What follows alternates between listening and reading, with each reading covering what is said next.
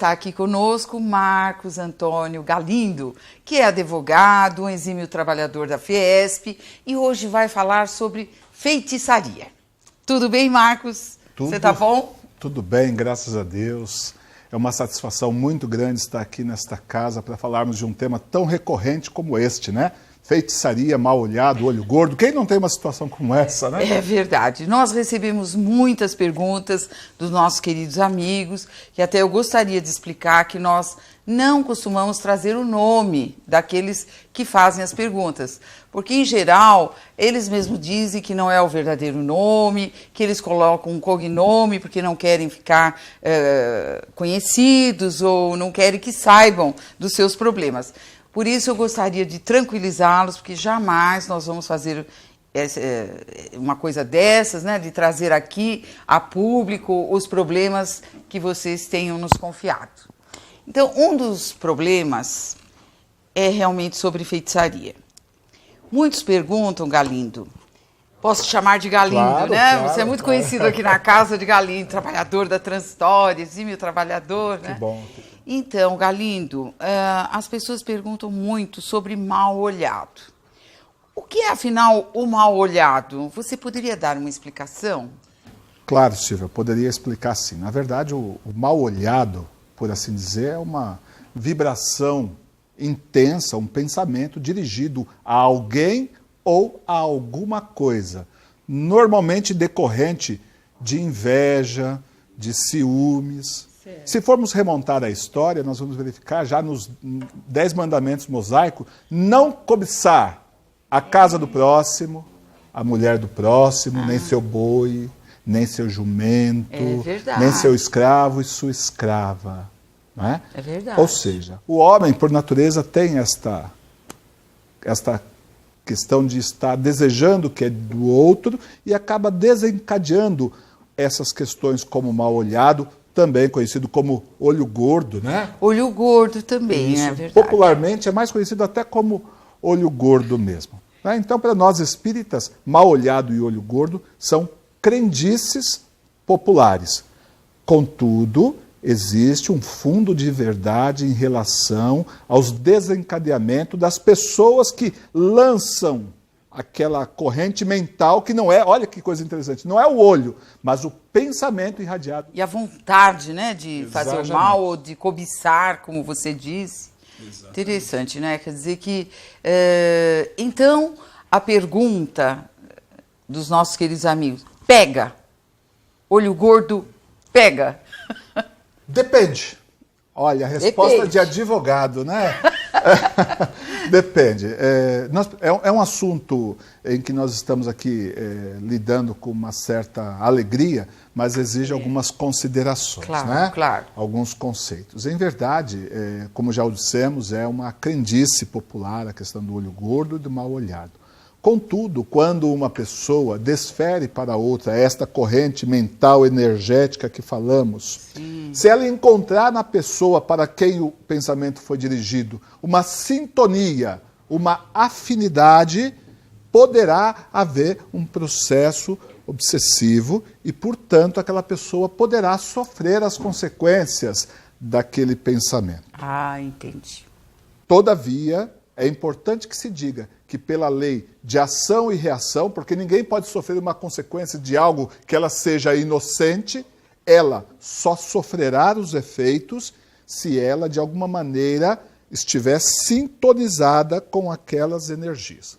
Por isso, para nós aqui, até nas escolas aqui da Federação Espírita, sempre alertamos sobre a importância do orai e vigiai. Fique atento. Né? Então, e esse orar e vigiar, é muito bom você ter feito essa referência. A gente costuma dizer, né, que é a si próprio primeiro, né? Porque a gente costuma vigiar os outros. É por caridade, né? Vou vigiar o outro, né? Ai, olha o que ele está fazendo e tal, mas a gente não percebe, às vezes, que está fazendo algumas coisas que não são boas nem para nós mesmos, não é verdade? Então, quer dizer, que se perguntarem de novo, o mal olhado pega, nós podemos dizer que sim ou que não. Vai depender da pessoa. Exatamente, porque é importante que nós façamos essa questão da conceituação que eu já acabei de falar, porque a pessoa, se eu pura e simplesmente dizer, não, mal olhado não existe, olho gordo não existe, você vai ter inúmeras pessoas dizendo, mas eu sofri isto, aqui. É verdade. Até Pelas aqui. perguntas que eu recebo, é verdade. Exatamente, até aqui, quando nós proferimos uma palestra sobre este título, graças a Deus foi muito bem sucedida, a casa estava cheia. Posteriormente eu recebi um e-mail de uma pessoa que se diz frequentadora da casa, que estava muito preocupada com uma colega de trabalho em que ela tinha confidenciado a ela uma situação peculiar da sua vida, da sua intimidade, Sim. E depois daquele fato, tudo para ela, nas suas palavras, começou a andar para trás. Entendi. E aí ela então falou, olha, eu estou muito preocupado com o olho gordo, e eu acho que foi isto. E aí nós recomendamos que ela lesse, na época, o resumo do material disponibilizado no site da Federação sobre mal olhado e olho gordo. Certo. Ela leu e retornou dizendo, de fato, eu preciso orar mais, vigiar mais e preciso confiar em Deus, porque se Ele é por mim, toda corrente mental não é mais forte do que o amor que irradia de um coração. Olha que coisa bonita. É só acessar o site da Fiesp, www.fiesp.org.br, clicar no banner, ali onde aparece Jornal Espírita. Então vocês vão encontrar um texto maravilhoso, muito bem explicado sobre este tema do nosso querido Galindo, tá bom? Continuando, Galindo, vamos falar sobre esses feitiços, essas feitiçarias que são feitas com seres humanos. Nós tivemos aí na mídia há pouco tempo a mãe de um menino que o ofereceu em sacrifício numa feitiçaria, num trabalho espiritual, como eles chamam, não é? De feitiçaria. Todos os jornais noticiaram, no rádio, na televisão. E o que você teria a dizer sobre isso? O que move uma pessoa a ter essa atitude com o próprio filho, uma vez que hoje nós condenamos até a matança dos animais? É triste até de pensar numa situação como esta, né? É lamentável que ainda hoje existam pessoas que se deem ao trabalho de realizar uma situação como essa. Isso é deprimente, lamentável e depõe contra a dignidade humana. O que nós podemos dizer em relação a isto? Meu Deus, disse Jesus, eu sou o caminho, a verdade e a vida. Essas pessoas estão totalmente fora do caminho da verdade, por desconhecimento. São pessoas doentes, é o que nós podemos dizer. São pessoas que precisam de ajuda, são pessoas que precisam de orientação. E aí, a importância realmente de programas como esse para levar um pouco de esclarecimento, de orientação. Porque a melhor coisa que nós podemos fazer para o semelhante é as orientações do Cristo. Faça ao teu semelhante aquilo que você gostaria que fosse feito para você mesmo. É triste, Silvia, é triste. É verdade. Nós aprendemos no Espiritismo que o maior mal que nós podemos ter dentro de nós mesmos é o egoísmo e o orgulho. Seria o caso dessa mãe que em questão hoje aqui, de ter um orgulho tão grande, um egoísmo, a ponto de não pensar no seu filho, não? Talvez nos falte elementos para poder definir tamanha atrocidade do que se fala. Né? Mas, com certeza, é a ignorância. E entenda a ignorância como desconhecimento da verdade e que, naturalmente, envereda pelos caminhos do orgulho, do egoísmo, de se achar certa em relação àquela situação. Se formos estudar a humanidade, nós vamos ver que isso não é novo. A humanidade entendia que para aplacar as fúrias dos deuses tinha que oferecer uma alma humana, uma pessoa, né, para que aquelas fúrias fossem acalmadas. Mas hoje isso é inconcebível. Seria um atraso muito grande na evolução, não é? É inadmissível. É verdade. Inaceitável. E no caso de alguém, que a gente ouve isso muito, né, de dizer que esta mãe está obsediada. Seria o caso? Poderia ser? Mas com certeza absoluta. Qual é a mãe que entrega o seu filho em um estado consciente, vamos dizer assim? Até o instinto é o de proteger. Se ela está entregando um filho, Ela está fazendo porque acredita que aquilo seja importante para a criança, para ela ou para quem ela está oferecendo. Todavia, isto é uma demonstração de conhecimento, de amor, que naturalmente, para nós espíritas, se esclarece por um processo clássico de subjugação e de realmente de obsessão realmente daquela criatura. Né? É muito, muito triste mesmo. Agora, no caso de essas pessoas que cometem isso, isso é um crime. É um crime perante as leis. Você é advogado, né? Sabe melhor do que eu não entendo muito. Mas a gente sabe que as pessoas vão presas. E na prisão, essas perguntas são recorrentes. É fácil, a pessoa se arrepende e tudo bem. O que você pode me dizer? Porque nós fazemos também um trabalho em prisões, não é? De dar um sentido para a vida daquelas pessoas que parece que não entenderam nada, não é? E nós sentimos que a codificação espírita, com seu Evangelho segundo o Espiritismo e os outros livros todos da codificação, dão um sentido para a vida das pessoas. Vamos supor que esta mãe se arrependa. O que você teria a dizer? Muito bom. Muitas pessoas colocam, não é, a situação daquele preso que estava crucificado ao lado de Jesus e que o arrependimento estaria com Jesus naquele dia nos céus. Né? Então, muitas pessoas associam a ideia do arrependimento para digamos, um perdão tácito e rápido, sem esforço. E, na realidade, para nós espíritas, sabemos que isso não é uma realidade. Na verdade, este arrependimento é o primeiro passo. Pode-se chamar o start para um processo de refazimento. Então, através do arrependimento, naturalmente, esta mãe voltará a refletir sobre aquela situação e terá a oportunidade para liquidar o seu débito perante as leis universais, as leis de amor, justiça e caridade, da qual ela foi uma infratora. Então, ela sofrerá as consequências destas leis e, por um processo expiatório, né, ela terá que pagar essas consequências. Olha, foi muito boa a sua explicação, realmente. Porque as pessoas ficam pensando assim, quer dizer que é só eu dizer que estou arrependida? Não é assim, né? É um começo, é um start, como você falou, de um processo longo, não é? Porque quanto maior a dívida, maior o compromisso. Aí, dessa pergunta, viria uma outra. Como nós acreditamos em reencarnação, né? Nós espíritas todos, como ficaria a vida dessa mãe, ou como ficará, no caso isso aconteceu de verdade agora aí, como ficará a vida desta mãe e deste filho? Suponhamos que ela se arrependa, numa próxima encarnação.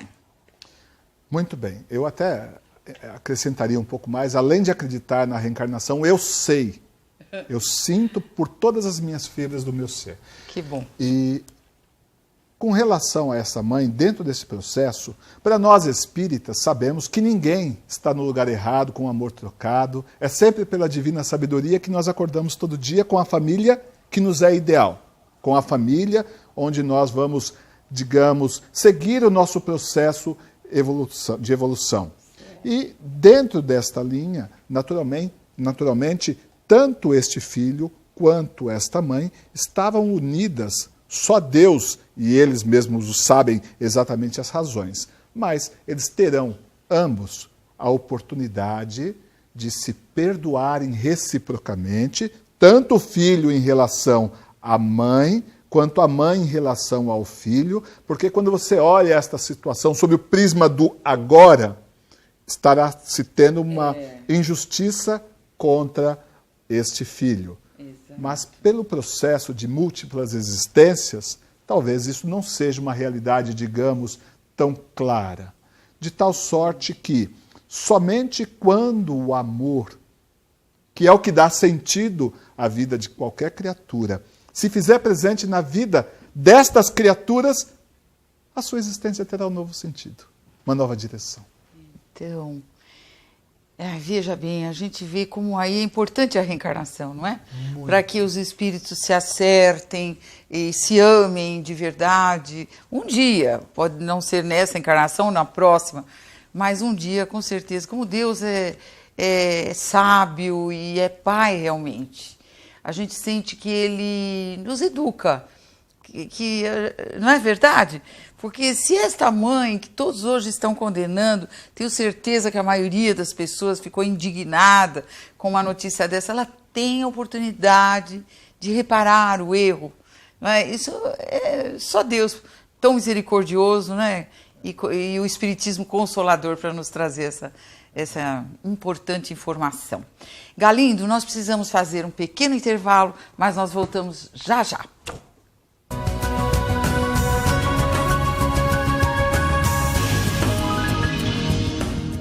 Mediunidade, Ferramenta Divina, um livro de Humberto Fabre, edições FEESP.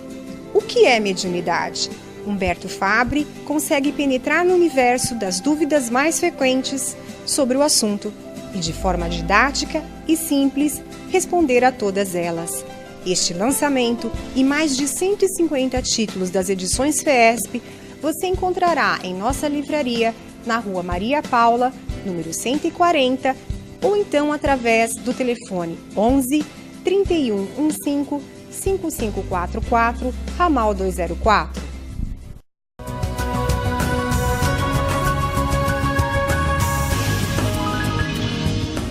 Voltamos com o programa Um Sentido para a Sua Vida, hoje com Marcos Antônio Galindo, respondendo perguntas sobre feitiçaria.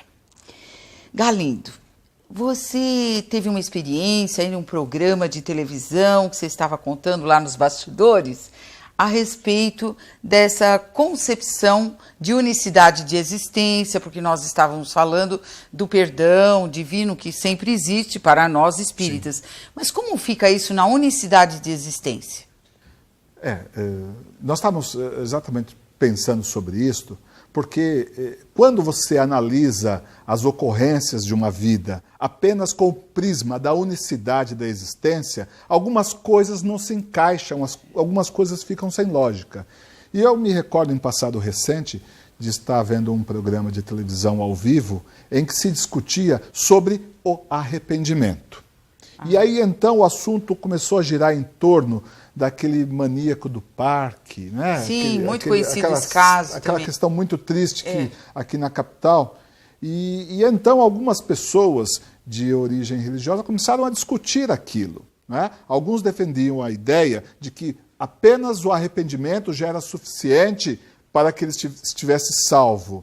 E todos gravitavam em torno desta questão. E o programa sendo ao vivo, começaram a surgir pessoas. Quer dizer então que só basta se arrepender e está tudo certo? Não, não é só se arrepender e está tudo certo. O arrependimento, já dissemos e vamos repetir, é o start, é o início. Você precisará, com o suor do teu rosto, com a força do seu trabalho, e veja nesse trabalho a caridade, a humildade, a resignação e a coragem para enfrentar nos embates da vida os obstáculos naturais e vencê-los para, desta forma, vencer-se a si mesmo e superar todo aquele processo que levou você naquele passado a cometer aqueles crimes e desatinos. Normalmente, Silvia, se dá, sabe de que forma? Na forma de serviços à comunidade, normalmente se dá de serviços realmente ao próximo. De que forma? Servindo realmente, tentando compensar. Se uma mãezinha, por exemplo, por circunstâncias que só Deus já sabe, comete às vezes um crime contra o seu próprio corpo, tirando, por exemplo, a vida de um filho, cometendo um aborto. Eu não posso dizer a ela que ela está condenada, porque Deus não a condena, quem sou eu para condená-la? Por outro lado, eu não posso dizer que ela tenha que sair por aí tirando um filho, porque sabemos que isso é contrário às leis divinas e é um crime diante dos olhos de Deus. Mas eu não posso deixar de dar a ela o consolo de dizer que um pai sempre perdoa. Mas ele perdoará através do seu esforço. Porque quantas mãozinhas hoje não estão se levantando aos céus pedindo amparo? E ela não pode, então, ter tido aquele start naquela situação, naquele momento, e começar a salvar centenas, quem sabe milhares de vidas. Ou seja, de algo triste, doloroso, que ela terá consequências e terá responsabilidade, mas ela não pode tirar uma lição boa, como diz no ditado popular, do limão fazer uma limonada no dia de muito calor. É verdade. Então, nesse sentido, você quer dizer que a pessoa precisa se reformular completamente, até no seu teor vibratório, não é? Diríamos, né, para os nossos telespectadores, que nós somos conhecidos pelo nosso teor vibratório, por nossa aura, né? Porque nós temos algumas perguntas de telespectadores, estou aproveitando, nem estava aqui nesse programa, não estava. Mas como que você conhece, se perto de você, às vezes as pessoas têm sensibilidade e sentem que um espírito está perto. Então, elas querem saber quando que é obsessor e quando que é mentor. Muito bem. Jesus já dizia, me diga com quem tu andas, que eu te direi quem tu és. Kardec vai parafrasear isto e nos dirá algo mais ou menos do tipo, me diga em que tu pensas, em que tu vibras, em que estágio de pensamento você está, que eu te direi quem tu és. Portanto, de acordo com a faixa vibracional de cada uma dessas pessoas, é que nós podemos classificá-las, vamos dizer, do ponto de vista evolutivo espiritual. E vejamos o seguinte, hoje a Silvia está bonita, está aqui, sempre está bonita, né, Silvia? Mas hoje está os nossos amigos de casa. Mas os espíritos não veem a Silvia assim, eles veem as emanações vibratórias do seu coração, que são ainda mais bonitas do que a roupa que você está vestindo hoje. Né? Ou seja... Consertou, ainda bem. eu tenho esposa em casa, é bom aprender essas técnicas. Eu tô vendo, obrigado. Mas enfim, então os bons espíritos veem o amor que uma pessoa tem. Brincadeiras à parte, é o amor que nos distingue, é o amor que demonstra realmente quem nós somos. O Evangelho está repleto de situações como essa. Costumam dizer que nós temos essa carteira de identidade do lado de lá, né? É verdade. Nós somos conhecidos pelas nossas emanações fluídicas do bem ou do mal. Então, nós somos conhecidos muito mais rapidamente do que se nós mostrássemos a carteirinha de identidade. É verdade. Galindo, e qual seria, então, o remédio contra o olho gordo? Ótima pergunta. Olho gordo, o melhor remédio. Eu vou falar o óbvio, que todo mundo sabe, mas que poucos praticam. Ter fé em Deus, confiar em Deus. Deus não desampara, Deus é mais forte do que tudo, de que todos. Ninguém poderá fazer nada contra você, contra mim, se nós não contribuirmos para isto. E Deus, justo e misericordioso, com as suas leis de infinita bondade e justiça, não permitiria que isso acontecesse. Mas penso que algumas coisas são fundamentais. Fé, confiança. E a fé, Silvia, para nós espíritas, é uma fé raciocinada. Eu brinquei com você há pouco, fiz um trocadilho. Quando eu acredito, eu falei, não, eu sei. Porque as palavras têm força. E nós precisamos ter a consciência de que devemos crer em Deus. Porque estamos aqui e existimos pelo seu amor. Então devemos crer nele. E uma história mostra bem isso aí. É uma história simples que meu tio contou para mim quando eu era criança, na sua simplicidade. Eu sei que algumas pessoas conhecem diferente. Se você, telespectador, conhecer diferente, veja essa versão da nossa parte. Tinha um sujeito que andava pelo mundo com seu cavalo alazão. E depois de muito caminhar, ele estava lá no sertão de Minas Gerais, não tinha um lugar para se hospedar. E ele tentou, em vão, procurar um lugar onde pudesse se hospedar e não dava. E a noite já ia caindo e ele viu uma pequena fazenda. E ele resolveu pedir abrigo. Não tinha lugar. E ele então se precipitou adentro da fazenda, foi bater a porta. Quando ele colocou a mão na porta, saiu um homem lá, todo esbaforido, com os cabelos esvoaçantes, falando, o que o senhor quer? E eu falei, mas como? Desculpa, eu só vim... Acaso o senhor é médico para estar batendo aqui para me trazer ajuda? Aí o senhor, desculpa, eu não sei, mas de repente eu posso te ajudar. O que está acontecendo? E naquele estado de necessidade, e olha que coisa interessante, quando a pessoa está no estado de necessidade, ela procura tudo, tudo. Onde diz que é bom, leva. Quem tem criança sabe disso, né? Dá de tudo para a criança por conta da superstição. Mas enfim, aí a pessoa falou, olha, eu posso ter a solução para o que o senhor está vivendo. Acaso o senhor é médico? Eu falei, mas eu posso ter. E ele então contou ao homem que estava lá o que estava acontecendo. A sua esposa estava em trabalho de parto, era um trabalho muito sério, a parteira não estava conseguindo resolver a situação e eles estavam ali sem saber o que fazia. E aquele homem disse, foi Deus que me enviou aqui. porque eu tenho a solução para o seu problema, eu tenho a solução para o que o senhor está passando agora. E o homem, naquele estado de desespero, como já disse, aceitava tudo, por falta de melhor coisa vai você mesmo, né? Sim. E aí então o homem falou, me traga uma fita vermelha.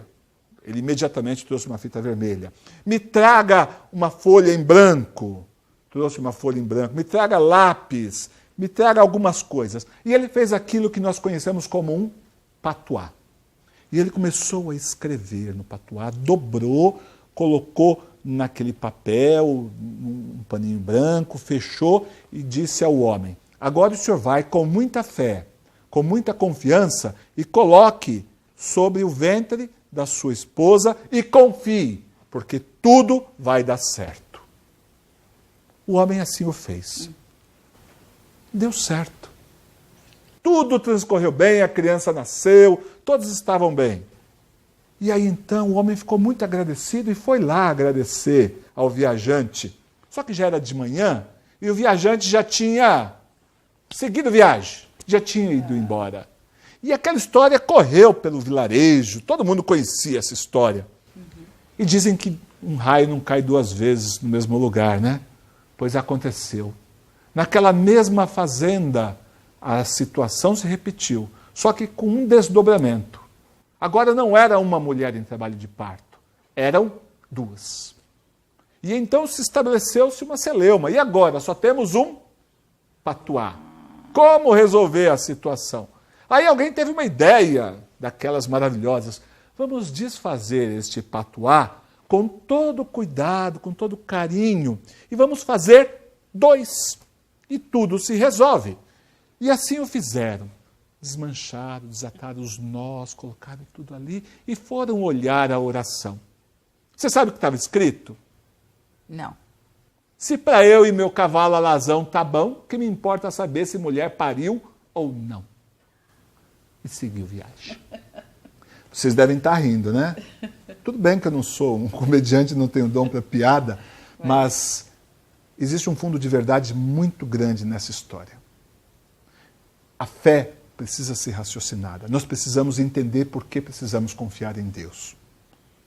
Não devemos acreditar em Deus porque alguém nos disse que é importante acreditar em Deus. Precisamos acreditar em Deus porque existimos.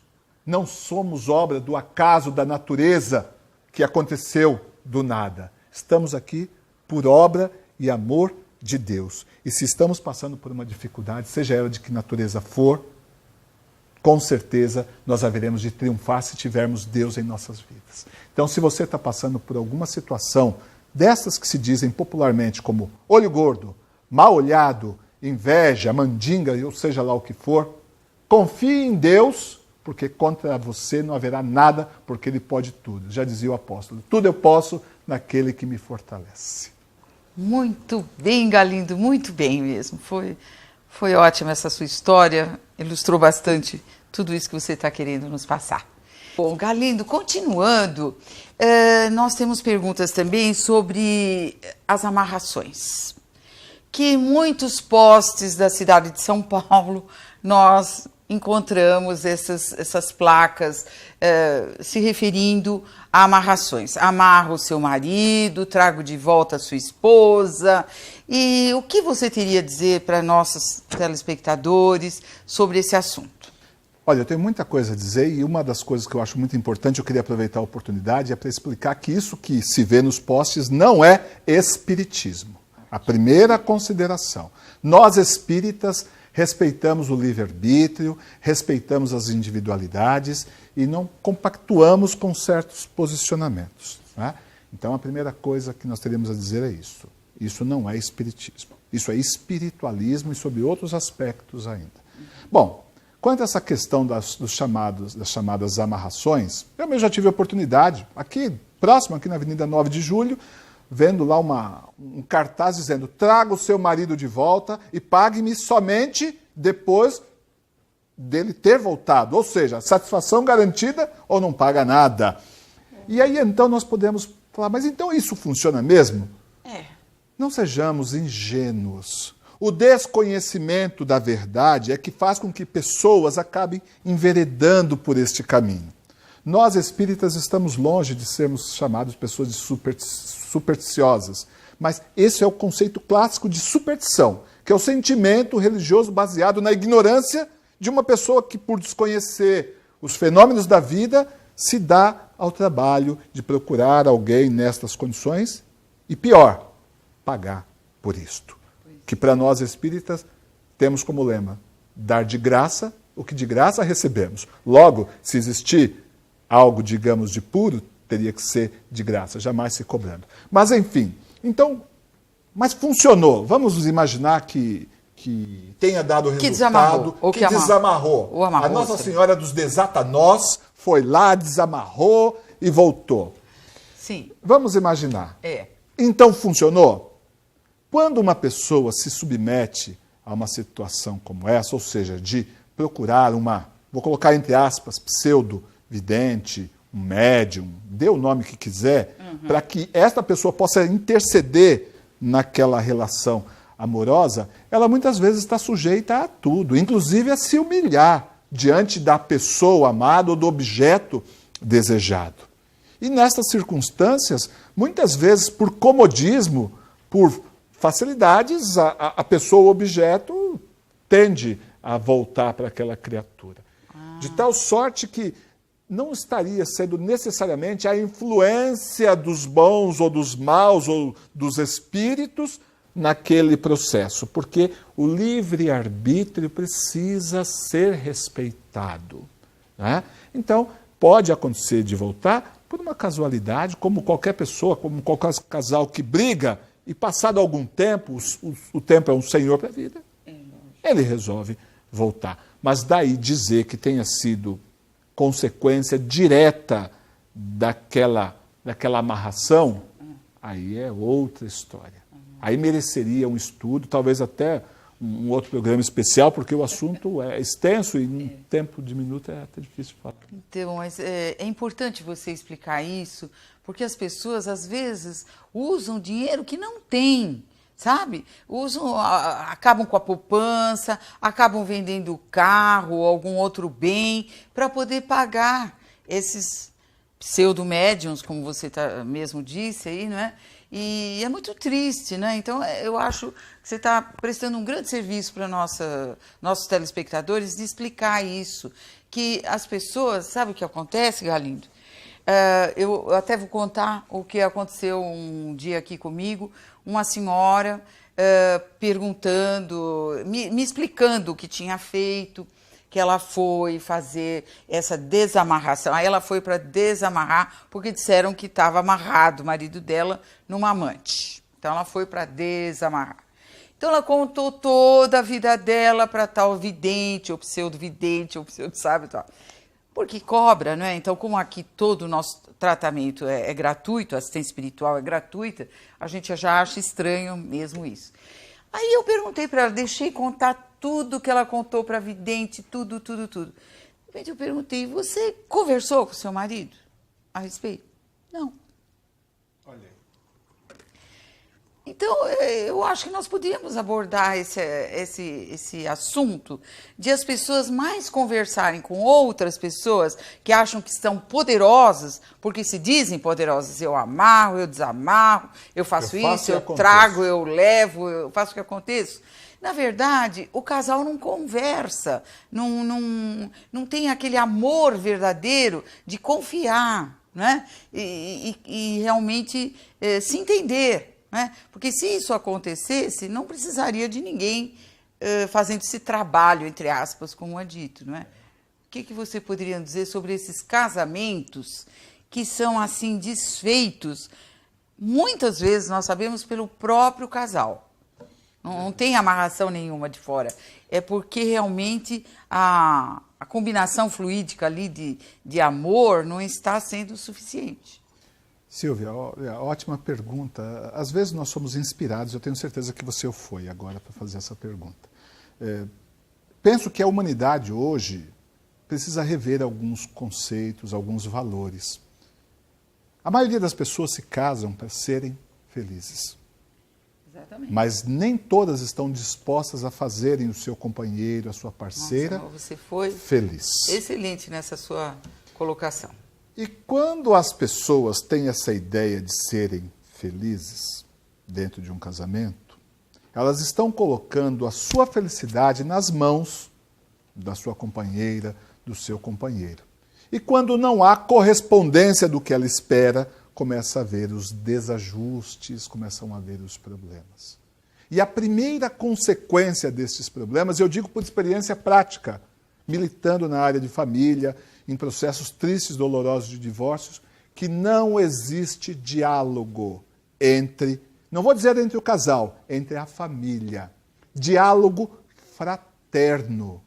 E daí, uma coisa muito importante para ajudar nessas ideias de amarração, de feitiços, de olho gordo, mal olhado, uma coisa que nós nos esquecemos e que foi orientada pelo Divino Mestre, querido Jesus, o Evangelho no lar, a oração dentro do lar, onde a família vai ter a oportunidade de conversar fraternalmente sobre o dia a dia, sobre as coisas da sua vida.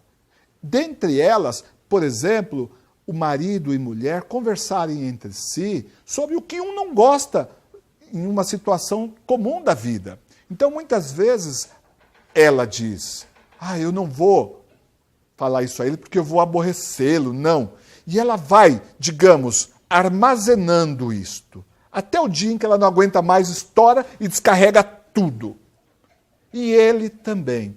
Então, dentro de um processo familiar, as pessoas precisam entender que elas não são iguais. Elas são diferentes. E o que elas precisam ter uma para com as outras é respeito. Respeito não significa que tem que aceitar o que ela pensa, o que ela deixa. É respeito. Eu posso não concordar, mas você tem a sua individualidade, eu respeito, e vamos seguir em frente e vamos entrar num consenso em termos das nossas divergências. Mas um consenso baseado no amor.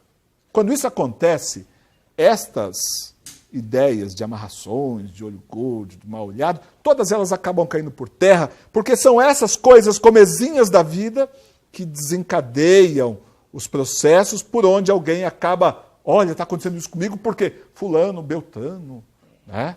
Então é um processo interessante. Nossa, mas olha, foi muito boa essa sua explicação realmente, porque as pessoas realmente não estão pensando no casamento como um doar-se, e sim só ficar feliz, né? Você explicou muito bem, muito bem. E olha, infelizmente, vou dizer uma coisa, infelizmente, não tenho nada contra psicólogos, nem podia ter contra todos, não, mas há uma linha de psicologia que diz que você tem que ser feliz e acabou. Quase uma obrigação. Quase que é uma obrigação. E a mídia também, às vezes, impõe isso. Você tem que ser feliz. Alguns programas de televisão que nós assistimos também, olha, mas não deu certo, não deu. Não deu certo, não deu, mas aquela pessoa está pensando só nela, isso é um egoísmo muito grande, não é? Eu achei que você foi muito feliz nessa sua explicação, porque muitos problemas de família acabam acontecendo pela falta de paciência, de amor verdadeiro, né? Porque quando você está só apaixonado, aquele começo, aquelas primeiras semanas... Aqueles devaneios. Na verdade, a paixão não é amor, né? Nossa, Galindo, você foi muito feliz nas explicações.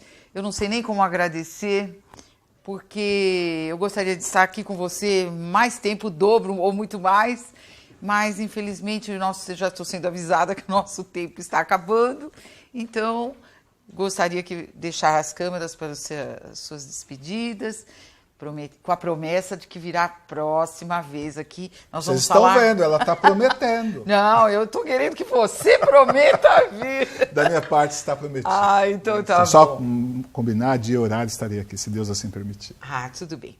Então, queridos amigos, nesse instante nós vamos para mais um intervalo, mas voltamos já já com vocês.